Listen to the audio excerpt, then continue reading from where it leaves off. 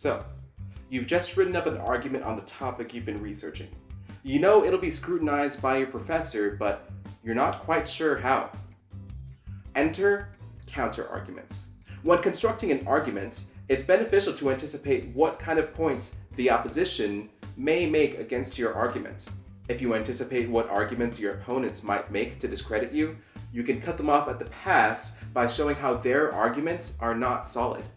That is called a counterargument. In other words, a surefire way to ensure your position is well defended is to build a good offense. Attack your own position to find weak spots and build your defenses. It's all about anticipating what your opponents might say, saying it first, and showing why it's wrong. Let's say you're making the argument that private citizens should not be able to own tigers. Now that we've identified the argument, we can also identify two sides. Your side, those for private tiger ownership regulation, along with the opposition, those against. Ask yourself what kind of argument your opponent would make against your position. Building a strong counter-argument takes 3 steps. First, identify the naysayers. Personifying the opposition gives the counter-argument some context. You can take it a step further by identifying a specific person who embodies the perspective you're trying to represent. For example, your professor may even have a private tiger that they take for walks. Second, represent objections fairly. A weak counter-argument does very little to support your own argument. This is the distinct difference between crafting a substantial counter-argument or building up a straw man designed to be easily refuted. The straw man is a fallacy that does very little to support your own argument. Like if you made the counter-argument, well, you're basically saying no one can own a pet. The straw man you just constructed is not only false, but does very little to support your argument. It's a stronger argument to say that anyone can keep any pet as long as it can be properly cared for and controlled. Last, answer the objections you outlined in the form of a rebuttal.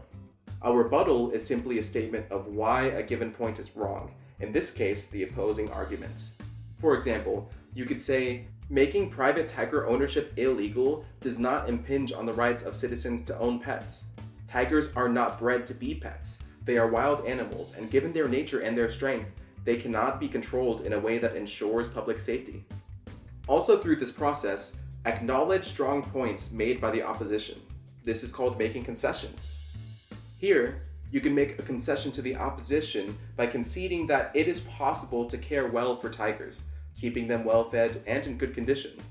But then, you add, that does not mean they can be properly cared for by everyday citizens, or kept from doing harm such as attacking their keepers or the public. By acknowledging the opposing view's argument, you show that you're open-minded and willing to challenge your own beliefs.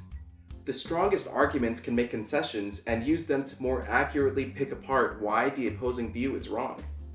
If your argument isn't capable of withstanding well-constructed counter-arguments, you may want to rethink your position. Many students are fearful of acknowledging counter-arguments, but if your argument is strong enough, you can make substantial counter-arguments work to your own advantage. And maybe think about adopting a cat instead of a tiger.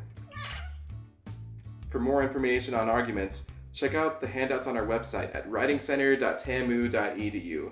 No,